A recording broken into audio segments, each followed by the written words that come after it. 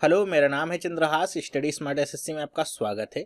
दोस्तों, ये ज्योमेट्री का पार्ट 5 होगा, जिसमें मैं आपको सेंट्रॉयड, इन सेंटर, ऑर्थो सेंटर और सरकम सेंटर क्या होते हैं, इनकी प्रॉपर्टीज़ क्या होती हैं, इसके बारे में डिस्कस करूंगा। इसके बाद हम इन्हीं के ऊपर आधारित क्वेश्चंस को देखेंगे। जैसा कि आप सबको पता ही होगा, अगर आपने थोड़ा सा पहले पढ़ा हुआ है, कि आपके सेंट्रॉयड, इन सेंटर, ऑर्थो सेंटर और सरकम सेंटर कितने इंपॉर्टेंट होते हैं आपके ज्योमेट्री के लिए, और बहुत सारे क्वेश्चंस आपके इन्हीं चारों टॉपिक्स पे बनते हैं। तो सबसे पहले हम समझ लेंगे कि होते क्या है, इनसे रिलेटेड कुछ आपके प्रॉपर्टीज़ क्या हैं वो सब समझ लेंगे। फिर हमको आसानी हो जाएगी, जब आगे हम क्वेश्चंस को करेंगे तो बहुत आसानी से हम सॉल्व कर पाएंगे। तो अगर ज्योमेट्री से रिलेटेड आपने पिछले पार्ट्स नहीं देखे हैं तो यहाँ पे आपको मैं लिंक दे रहा हूँ प्लेलिस्ट का, जिस पे क्लिक करके आप ज्योमेट्री से रिलेटेड वो सारे पार्ट्स देख सकते हैं। तो चलिए स्टार्ट करते हैं। चलिए सबसे पहले देखते हैं कि सेंट्रॉयड क्या होता है। जैसा कि आपको यहाँ पे चित्र में दिख रहा होगा, सेंट्रॉयड कब बनता है, जब आपकी जो त्रिभुज है उसकी भुजाओं के मध्य बिंदुओं को उनके सामने वाले वर्टेक्स से मिलाया जाएगा। मतलब अगर ए को यहाँ पे मिलाया जा रहा है, इस पॉइंट को मान लीजिए मैं नाम देता हूँ डी, इसको ई और इसको एफ, और ये डी ई एफ क्या है, अपने जिस साइड पे उपस्थित है उसके मध्य बिंदु हैं। तो अगर, या दूसरे शब्दों में अगर हम कहें एडी क्या है, माध्यिका है।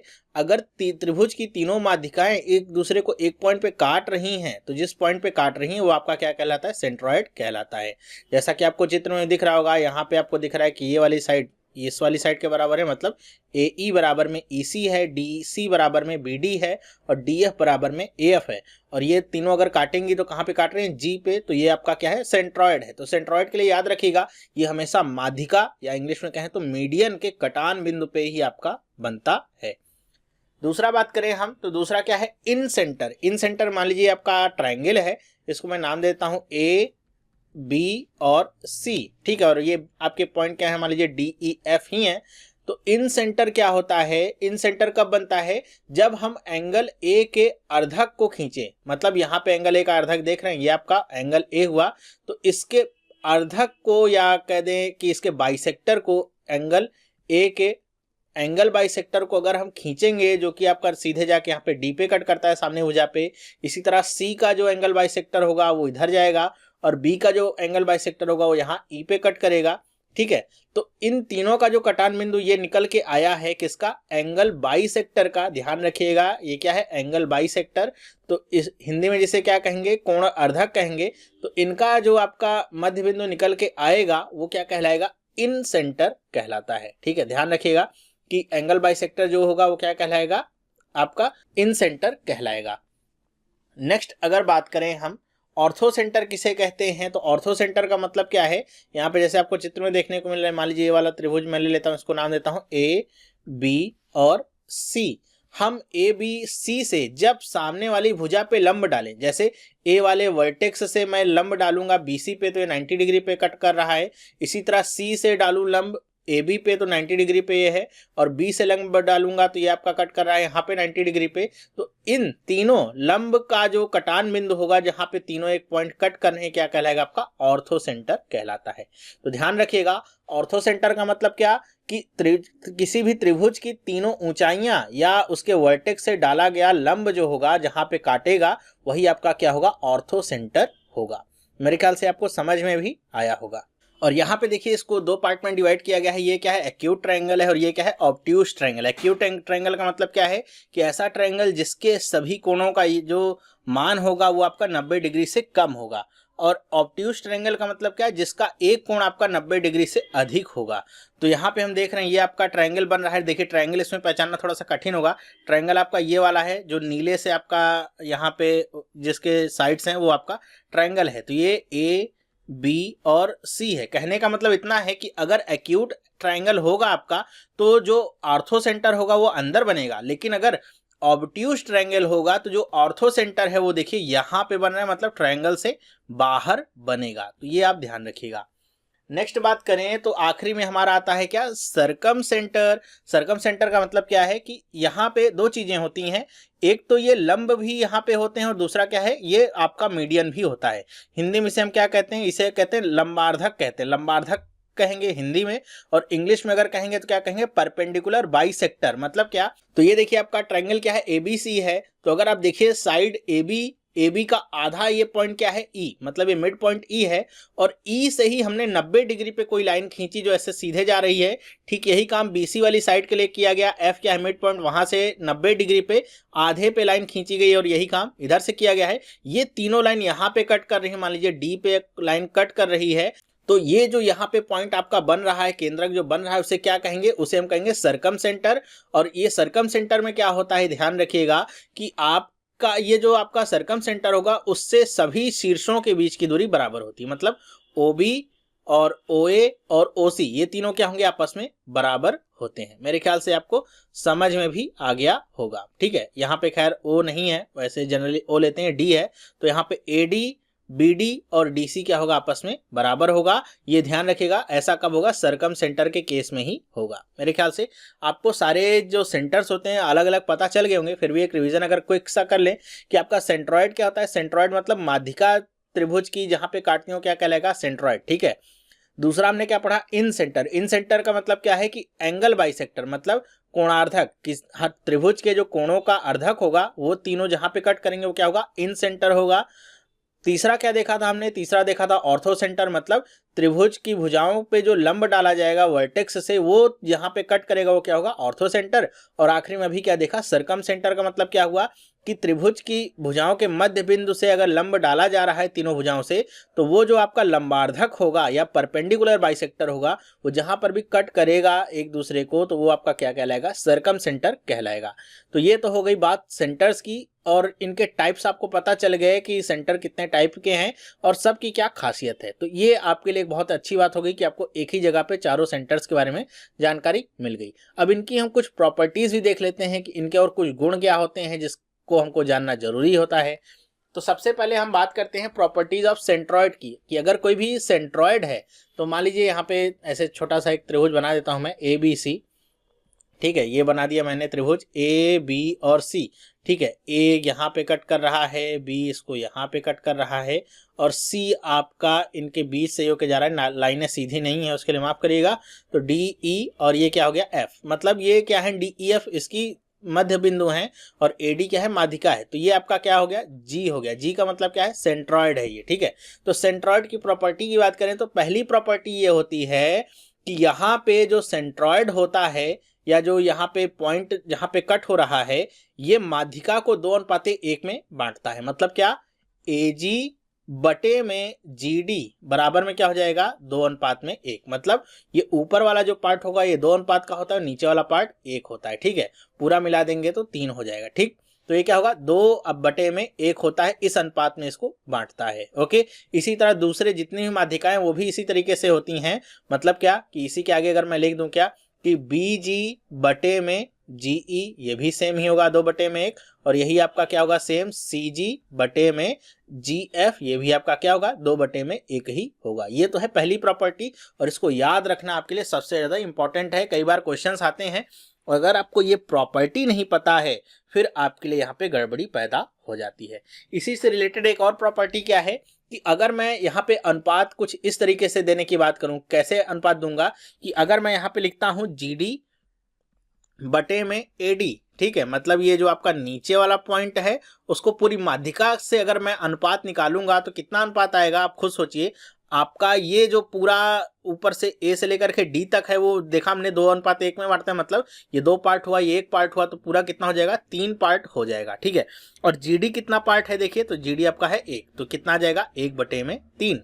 ठीक इसी तरह ये भी आपका क्या होगा, अगर मैं दूसरे माध्यिकाओं को लूं, क्या है, BE बटे में GE, ये भी कितना होगा, 1/3। ठीक इसी तरह हम देखेंगे CF बटे में GF, ये भी कितना होगा, 1/3। ये बहुत इंपॉर्टेंट है, ज्यादातर लोगों को अगर नहीं याद रहती है तो बहुत प्रॉब्लम होती है एग्जाम टाइम में। ठीक है, तो ये हुई बात पहली प्रॉपर्टी की सेंट्रॉइड से रिलेटेड। ज्यादातर आपकी प्रॉपर्टीज जो होंगी वो सेंट्रॉइड की ही होंगी, बाकी जो आपके अलग अलग सेंटर्स हैं उनके 1-2 पॉइंट ही आपको देखने को मिलेंगे। दूसरी प्रॉपर्टी सेंट्रॉइड की क्या होती है, दूसरी प्रॉपर्टी सेंट्रॉइड की होती है कि जो भी आपका सेंट्रॉइड होता है, या अगर मैं यहाँ पे बात करूँ सेंट्रॉइड को छोड़ दूँ, अगर यहाँ पे मैं इसके मिड पॉइंट्स की बात करूँ या मीडियन यहाँ पे बात करूँ, क्या है मीडियन आपका क्या है AD, और मीडियन क्या है आपका BE। ठीक है, और मीडियन क्या है CF। तो जो भी आपका मीडियन होता है वो इस पूरे ट्रायंगल को दो दो बराबर क्षेत्रफल वाले त्रिभुजों में बांट देता है। तो अगर मैं AD की बात करूं तो अगर ट्रायंगल मैं अभी ले लूं क्या ABC, और AD क्या है, उसमें मीडियन है। मीडियन का मतलब क्या, माध्यिका है, ठीक है। तो AD अगर माध्यिका है तो माध्यिका होने की वजह से एरिया ऑफ ट्रायंगल ABD बराबर में एरिया ऑफ ट्रायंगल ADC, ये आपका हमेशा सत्य होता है। मतलब AB और D और AD और C ये आपस में क्या हो जाएंगे, बराबर।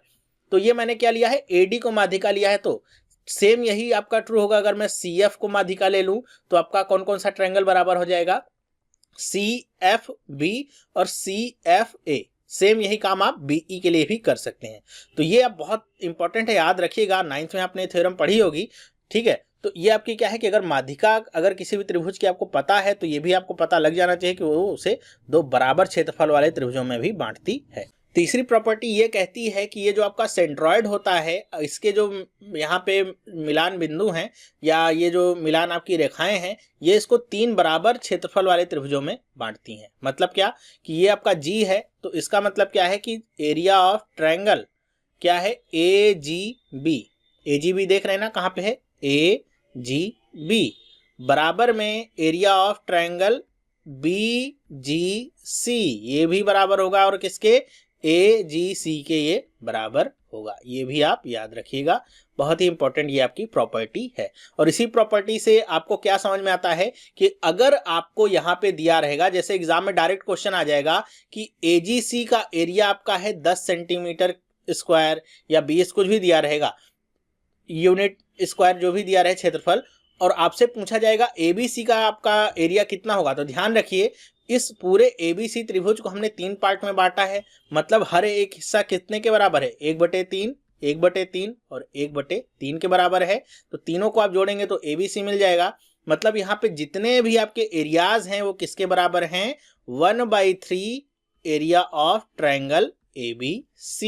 यहां से ये हमको पता चलता है। तो अगर आपको ABC का एरिया दिया रहे और ये वाले ट्रायंगल पूछे बीच से AGC या BGC कुछ भी पूछेगा तो आप आसानी से बता देंगे। मान लीजिए दिया है 30 है ABC का एरिया, तो आपसे पूछेगा कि AGB का एरिया कितना होगा, तो कुछ नहीं करना, आपको कुछ करना नहीं, बस 3 से भाग दे दीजिए, कितना जाएगा 10, इतना ही केवल करना होगा। लेकिन अगर प्रॉपर्टी पता है तो 5 सेकंड में क्वेश्चन सॉल्व हो जाएगा। तो ये भी आप याद रखिएगा, ठीक है, कि 1/3 एरिया ऑफ ABC। ओके, इसी से रिलेटेड एक और आपकी प्रॉपर्टी निकलती है। सब मैं एकदम कोरिलेट कर रहा हूं एक दूसरे से ताकि आपको पता रहे और याद भी रहे। क्या प्रॉपर्टी है, अगर मैं कोई एक ट्रायंगल यहाँ पे ले लूं, जो ये छोटे वाले ट्रायंगल आपके बने हैं 3, इनमें से कोई एक ले लूं, मान लीजिए ले लेता हूं BG और C वाला ट्रायंगल लेता हूं, तो यहाँ पे देखिए आपका जो D वाला पॉइंट है ये BGC ट्रायंगल के लिए भी तो माध्यिका का काम कर रहा है कि नहीं। इसमें माध्यिका क्या है, GD माध्यिका है। ओके, तो हमने भी देखा था क्या पहले वाले इससे ऊपर वाले में कि कोई भी माध्यिका अगर होगा तो उसे 2 बराबर क्षेत्रफलों में बांट देगा। तो अगर GD माध्यिका है तो इसका मतलब क्या होगा कि एरिया ऑफ ट्रायंगल BGD बराबर में एरिया ऑफ ट्रायंगल GDC, ठीक है, कि ये BGD और GDC ये आपस में क्या हो जाएंगे, बराबर हो जाएंगे। और ये जो दोनों आपके ट्रायंगल्स बराबर एरिया में बटे हैं, ये किसके बराबर होंगे, 1/2 इस पूरे ट्रायंगल, मतलब BGC के आधे के बराबर ही तो होंगे। 1/2 एरिया ऑफ ट्रायंगल क्या है, BGC, इसके हाफ के बराबर होंगे।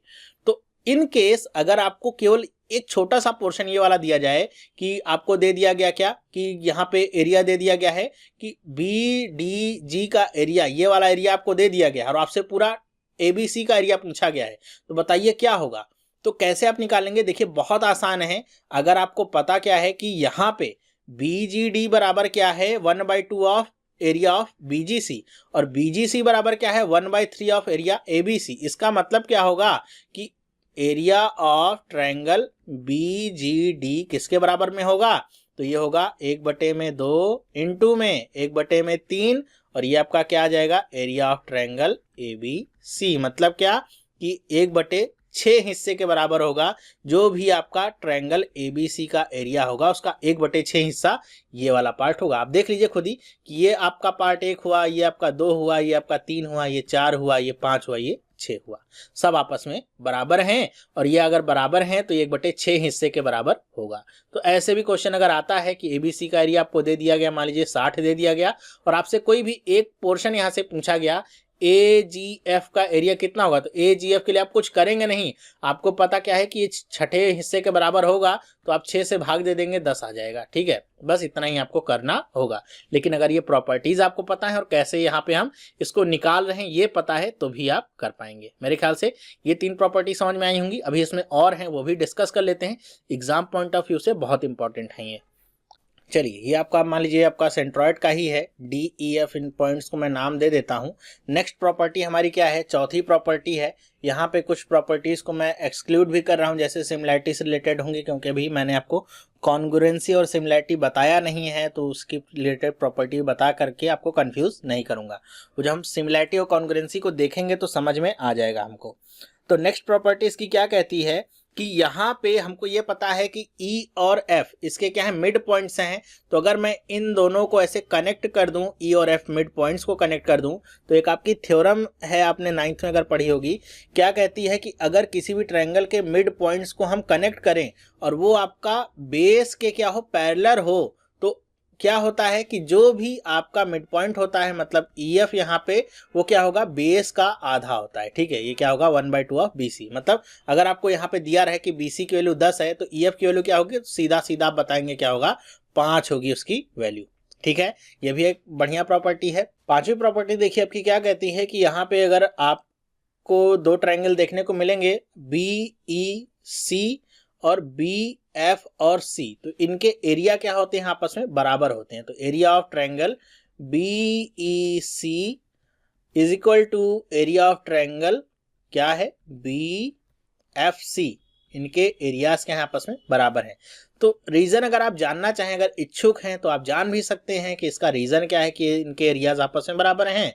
अनिच्छुक हैं जानने में तो थोड़ा सा आगे स्किप भी कर सकते हैं, क्योंकि बस इतना आप जाने रहिए कि ये जो आपका ट्रायंगल बन रहा है BEC और BFC, आपस में एरिया इनके बराबर होते हैं। तो कैसे बराबर होते हैं, देखिए आपने एक थ्योरम पढ़ी होगी बचपन में, बचपन का मतलब 9th में 10th में जब भी पढ़ी हो, वो थ्योरम क्या थी कि अगर कोई भी आपके 2 ट्रायंगल हो, उनके आधार सेम हो, आधार सेम का मतलब यहाँ पे देखिए क्या है, BC। अगर मैं बात करूं BEC की तब पर भी आपका BC आ जाएगा, और BFC की बात करूं तब पर भी आपको BC ही आधार मिलेगा। दोनों में आधार सेम हो 2 ट्रायंगल का और 2 पैरेलल लाइंस के बीच में स्थित हो। पैरेलल लाइन मैंने अभी इससे पहले बताया कि EF और BC के आपस में पैरेलल हैं, और ऐसा अगर हो कि आधार सेम हो और 2 पैरेलल लाइंस के बीच में स्थित होते हैं तो उनके एरिया आपस में बराबर होते हैं। तो ये थ्योरम बताइए, इसलिए ना कि यहाँ पे जो बताया इसके लिए, आगे आप कोई भी क्वेश्चन करेंगे तो वहां भी आपको ये थ्योरम काम आएगी।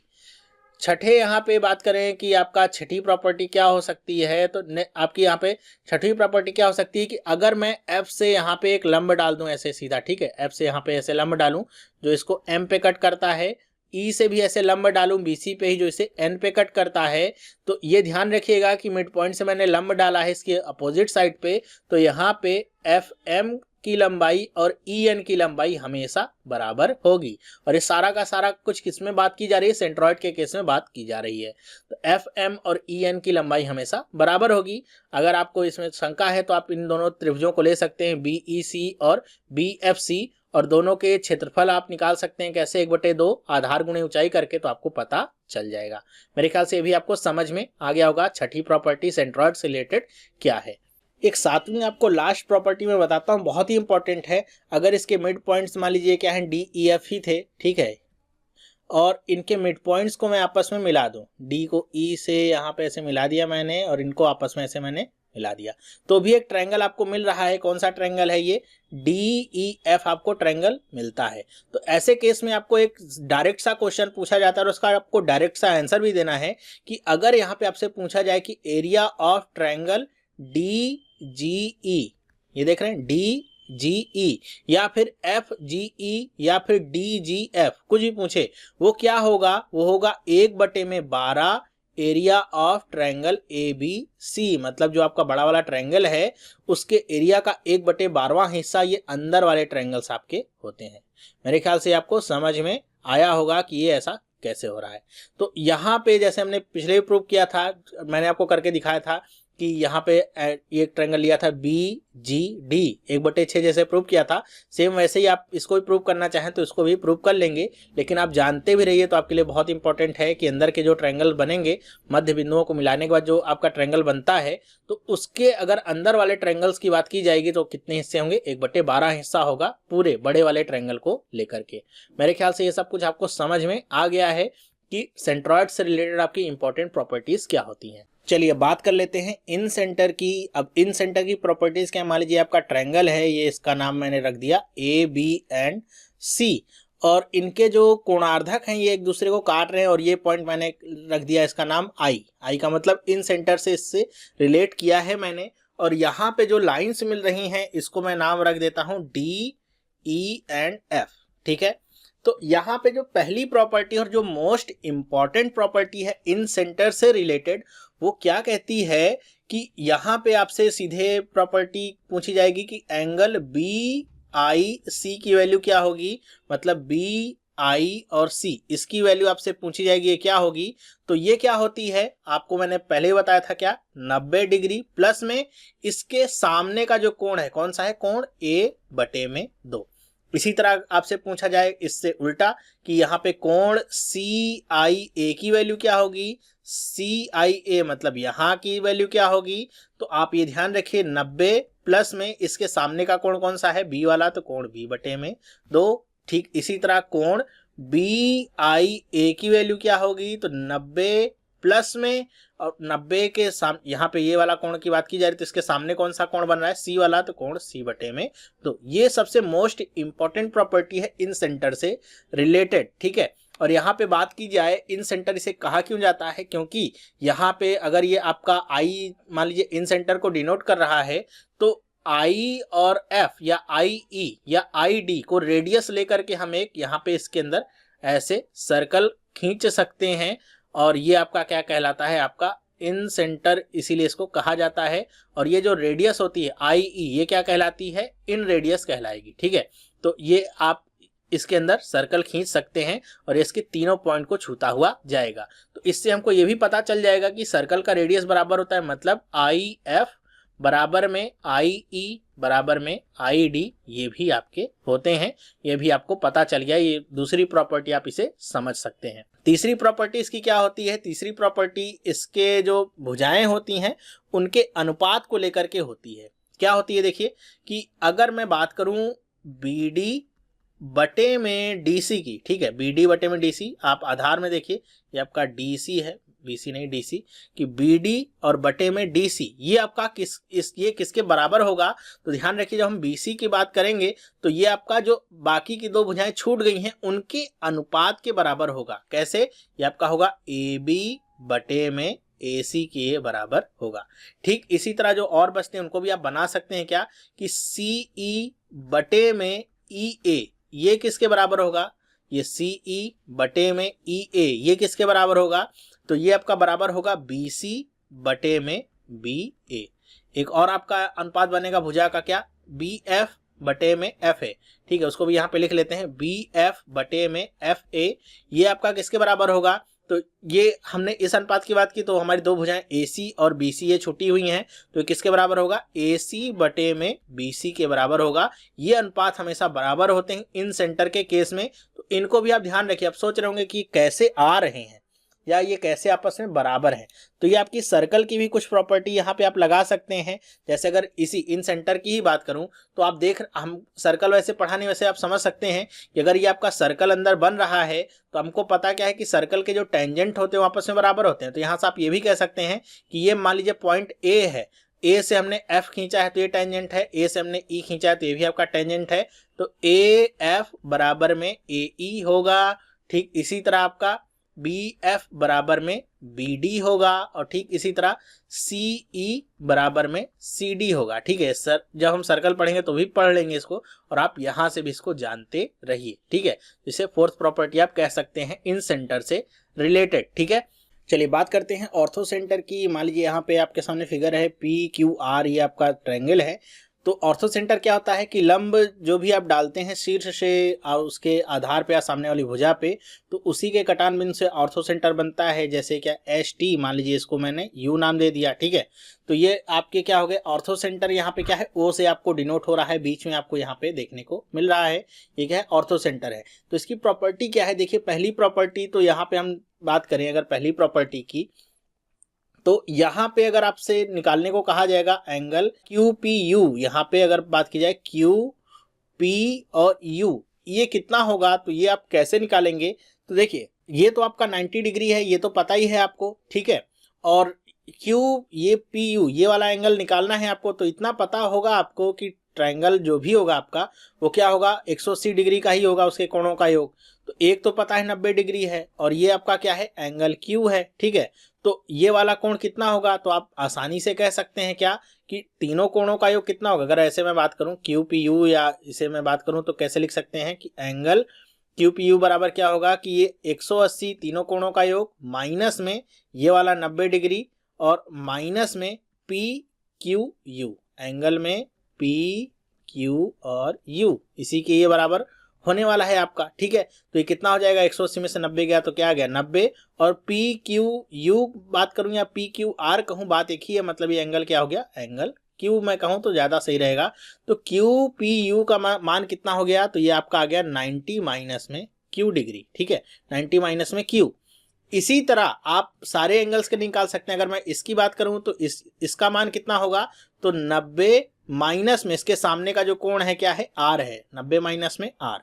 ठीक इसी तरह अगर यहाँ के आधे की बात करूं तो ये कितना हो जाएगा 90 माइनस में इसके सामने का कोण क्या है पी, तो ये आप निकाल लेंगे। इसी तरह 90 और माइनस में इधर क्या है, तो आप देख रहे हैं इधर क्या है आर। ठीक इसी तरह इसका मान कितना होगा, तो ये कितना हो जाएगा 90 माइनस में पी, और ये क्या हो जाएगा 90 माइनस में क्यू। ओके, तो डायरेक्ट आप निकाल सकते हैं एंगल्स को अगर ये प्रॉपर्टी आपको पता है। तो नहीं पता है तो आपको टाइम लगेगा, ठीक है। चलिए दूसरी प्रॉपर्टी की यहाँ पे बात करें अगर, तो अगर आपसे यहाँ पे ऐसे निकालने को कहा जाए कि बताइए कि एंगल क्यू ओ यू कितना होगा, मतलब ये वाला एंगल किसके बराबर होगा। वैसे तो आपको पता होना चाहिए ऑर्थो सेंटर से रिलेटेड, लेकिन ये आया कैसे ये देख लीजिएगा जरा। तो इसको निकालना है अगर, तो हम वही अपना प्रॉपर्टी फॉलो करेंगे कि ये तो पता है कितना है 90 डिग्री है, तो बाकी के दोनों कोणों का योग कितना होगा 90 डिग्री होगा, तभी 180 हो सकता है। मतलब अगर बात की जाए कि angle O Q U plus में एंगल क्यू ओ यू बराबर में 90 डिग्री होगा, ठीक है, क्योंकि एक तो 90 डिग्री है पता ही है, इन दोनों को जोड़ेंगे तो 90 डिग्री आएगा। लेकिन ओ क्यू यू की वैल्यू क्या है यहाँ पे, तो देखिए कितना है 90 माइनस में आर प्लस में कोण ओ क्यू ओ यू, ये तो आपसे पूछा गया है कितना है 90 डिग्री। देखिए 90 से 90 आपका कट गया, आर दूसरी तरफ जाएगा, तो आपको क्या पता चल गया एंगल क्यू ओ यू की वैल्यू कितनी आ गई एंगल में आर, मतलब इसकी वैल्यू कितनी होगी एंगल आर, मतलब ये आपका पूरा जितना आपका होगा एंगल उतना ही ये होगा। तो आप इसी तरह और सबके लिए भी निकाल सकते हैं, मतलब बाकी के जो आपके एंगल्स हैं उनके लिए भी निकाल सकते हैं। जैसे इसकी अगर बात करूं मैं, ये एंगल कितना होगा, तो देख लीजिए इसके सामने 90 माइनस में क्या है पी, तो ये कितना हो जाएगा एंगल में पी। ये कितना हो जाएगा एंगल में क्यू। ये कितना हो जाएगा, तो ये आपका हो जाएगा एंगल में आर। ये कितना हो जाएगा, तो ये आपका हो जाएगा एंगल में पी, और ये कितना होगा एंगल में क्यू, ठीक है। तो इस तरीके से आप इनको भी निकाल सकते हैं, बहुत आसान है इसको निकालना, लेकिन याद करना इसमें थोड़ा सा कठिन हो सकता है। लेकिन अगर आपने वीडियो देखी हुई है तो आपको मेरे ख्याल से हेल्प मिलेगी इन सारे एंगल्स को फाइंड करने में, और कैसे ये हमने निकाला है ये भी आपको समझ में आया होगा। तीसरी प्रॉपर्टी की बात करें ऑर्थो सेंटर से रिलेटेड जो हो सकती है, वो आपकी क्या हो सकती है कि यहाँ पे जब भी बात करेंगे ऑर्थो सेंटर की, तो ये आप याद रखिएगा कि ऑर्थो सेंटर से रिलेटेड आपका एक क्वेश्चन बहुत ही ज़्यादा पेट क्वेश्चन पूछा जाता है कि राइट एंगल ट्रायंगल अगर है, जैसे अभी मैंने बताया कि अगर एक्यूट एंगल है तो उसका ऑर्थो सेंटर अंदर बनेगा, ऑब्ट्यूस है तो बाहर बनेगा। लेकिन अगर राइट एंगल ट्रायंगल है, मतलब जिसका एक आपका एंगल राइट एंगल पे है, तो वहाँ पे ऑर्थो सेंटर कहाँ पे होगा, जो आपका राइट एंगल वाला होगा। मान लीजिए बात करूँ ए, और ये आपका पॉइंट बी है और ये सी है, तो हमको पता है क्या है कि एंगल ए बी सी की वैल्यू कितनी है 90 डिग्री, तो ये वाला जो पॉइंट होगा यही इसका ऑर्थो सेंटर भी होगा। ये बात बस आप याद रखिएगा, ऑर्थो सेंटर से रिलेटेड ये तीसरी इंपॉर्टेंट प्रॉपर्टी है जो हर एक एग्जाम में आपको पूछी जाती है। मेरे ख्याल से आपको समझ में आया होगा। चलिए सर्कम सेंटर की बात करते हैं, अभी आपका बहुत इंपॉर्टेंट है। देखिए इसकी पहली प्रॉपर्टी क्या है, जैसा आपको पता है सर्कम सेंटर का मतलब क्या है कि अगर त्रिभुज की भुजाओं के मीडियन या मध्य बिंदु से 90 डिग्री पे हम तीनों लाइनें खींचते हैं तो ये आपका क्या कहलाएगा, सरकम सेंटर कहलाएगा। तो यहाँ पे सरकम सेंटर की अगर आप देख रहे हैं यहाँ पे फिगर, तो आपको ये समझ में आ रहा होगा कि ये जो पॉइंट है आपका AG और ये GC ये आपस में बराबर है। मतलब सरकम सेंटर अगर है तो उसके जो मीडियंस की वजह से उनकी जो भुजाएं होती हैं उनका पार्ट आपस में बराबर होता है। तो इसको आप समझ लीजिएगा कि AG बराबर में क्या होगा, GC, इसी तरह AE बराबर में क्या होगा, EB, और इसी तरह BE बराबर में क्या हो जाएगा, BF बराबर में क्या हो जाएगा, FC। ठीक है, तो ये आपके तीनों बराबर होंगे। ठीक इसी तरह अगर हम देख पा रहे हैं यहाँ पे, तो आपको एक पॉइंट और यहाँ पे मिल रहा होगा इंपॉर्टेंट जो है, वो क्या है पॉइंट, देखिए वो आपका पॉइंट ये है कि अगर वो सरकम सेंटर है तो सरकम सेंटर की खासियत ये होती है कि उसके सरकम सेंटर से जो त्रिभुज के तीनों शीर्ष होते हैं उनके बीच की दूरी आपस में बराबर होती है, जो कि यहाँ पे लिखा हुआ है क्या, AD बराबर में BD बराबर में CD। ये आपकी दूसरी प्रॉपर्टी है, इसको भी आप नोट कर लीजिए, बहुत इंपॉर्टेंट है। सरकम सेंटर का अगर केस दिया गया है तो सरकम सेंटर की दूरी प्रत्येक शीर्ष से आपकी क्या होती है, बराबर होती है। तीसरी प्रॉपर्टी की बात करें अगर सरकम सेंटर की, तो आपकी सबसे इंपॉर्टेंट प्रॉपर्टी क्या है कि अगर यहाँ पे पूछा जाए एंगल ADC, ये वाला जो आपका एंगल है, इसकी वैल्यू क्या होगी, तो सरकम सेंटर के केस में जैसे इन सेंटर में क्या होता था कि 90 प्लस में ये जो आपका सामने वाला एंगल यहाँ पे उसका अपोजिट होता था, उसका आधा कर देते थे। लेकिन अगर वो सरकम सेंटर है तब क्या होगा कि इसका जो एंगल होगा वो ठीक जो आपका यहाँ ऊपर एंगल है इसका डबल होगा। मतलब ADC की वैल्यू क्या होगी, 2 इंटू में एंगल B। इसी तरह अगर बात करूं मैं इस एंगल की, ये कितना होगा, तो इसके सामने का एंगल क्या है, A है, तो ये कितना हो जाएगा, 2A। ठीक है, मतलब समझ रहे हैं ना। मान लीजिए A कितना है, 60 डिग्री है, तो BDC की वैल्यू कितनी हो जाएगी, 60 गुणे में 2 मतलब 120 डिग्री। ठीक है, इसी तरह बात होगी इसकी, तो ये कितना हो जाएगा, 2 इंटू में C। तो ये आपकी क्या है, तीसरी इंपॉर्टेंट प्रॉपर्टी है। सरकम सेंटर से रिलेटेड बहुत सारे लोग इसमें गलती करते हैं, 90 प्लस में B/2 या A/2 करके आते हैं तो गलती हो जाती है। वो केस आपका इन सेंटर के केस में होता है, सरकम सेंटर में ऐसा नहीं होता है। ठीक है, क्यों, इन सेंटर में आपका जो सर्किल होता है वो त्रिभुज के अंदर बनता है, जबकि सरकम सेंटर में जो त्रिभुज होता है वो आपके त्रिभुज के शीर्षों को छूता हुआ जाता है और त्रिभुज के बाहर बनता है। सरकम सेंटर में एक प्रॉपर्टी आप और ले सकते हैं वैसे, कि अगर यहाँ पे आपसे बात की जाए, AD की वैल्यू पूछी जाए या फिर BD की वैल्यू या फिर DC की वैल्यू, मतलब टोटल में जो आपको सर्किल बना हुआ है उसके रेडियस की अगर बात की जाए, कैपिटल R से जिसे प्रदर्शित करते हैं, तो उसको निकालने का फॉर्मूला क्या होता है, ABC बटे में 4, और ये ट्रायंगल का मतलब क्या कि ABC का जितना क्षेत्रफल होगा उसका 4 गुना करके, ABC का मतलब क्या है कि AB की लंबाई, BC की लंबाई और AC की लंबाई अगर दी गई है तो आप रेडियस इस तरीके से निकालेंगे। तो ये आपका क्या होता है, फॉर्मूला होता है रेडियस निकालने का सरकम सेंटर के केस में। तो ये तो आपका हो गया कि आपके incentre, circumcentre, centroid, orthocentre सब क्या होते हैं, उनसे रिलेटेड क्या क्या प्रॉपर्टीज हैं जिनको आपको ध्यान में रखना चाहिए। ये आपका पार्ट यहीं पे खत्म होता है। बहुत ही इंपॉर्टेंट वीडियो है, काफ़ी ध्यान से इसको देखिएगा और इसको आप बार बार रिपीट करके देखेंगे तो आपको सारी चीज़ें याद भी लगभग हो जाएंगी। तो इस वीडियो में बस इतना ही। नेक्स्ट में हम देखेंगे कुछ आपके प्रॉब्लम्स जो इन सारे सेंटर्स के ऊपर आधारित होंगे, जो आपके एग्जाम में भी आए हुए हैं, और कुछ स्टैंडर्ड प्रॉब्लम्स को भी मैं डिस्कस करूंगा। तो ये वीडियो आपको कैसा लगा मुझे आप कमेंट जरूर करिएगा, बताइएगा कैसा लगा। अगर अच्छा लगा है तो इसे लाइक करिए और अपने दोस्तों के साथ भी शेयर जरूर करिए, जिससे और लोगों तक भी ये वीडियो पहुंच सके। तो इस वीडियो में बस इतना ही। अगर आपने चैनल को सब्सक्राइब नहीं किया है तो आज इस चैनल को सब्सक्राइब कर सकते हैं, जिससे इस तरह की जो वीडियोस हैं आपको मिलती रहेंगी और आपकी प्रिपरेशन और अच्छी होती रहेगी। तो ये वीडियो देखने के लिए आपका बहुत बहुत धन्यवाद। अब हम मिलेंगे नेक्स्ट वीडियो में, तब तक के लिए have a nice day and bye.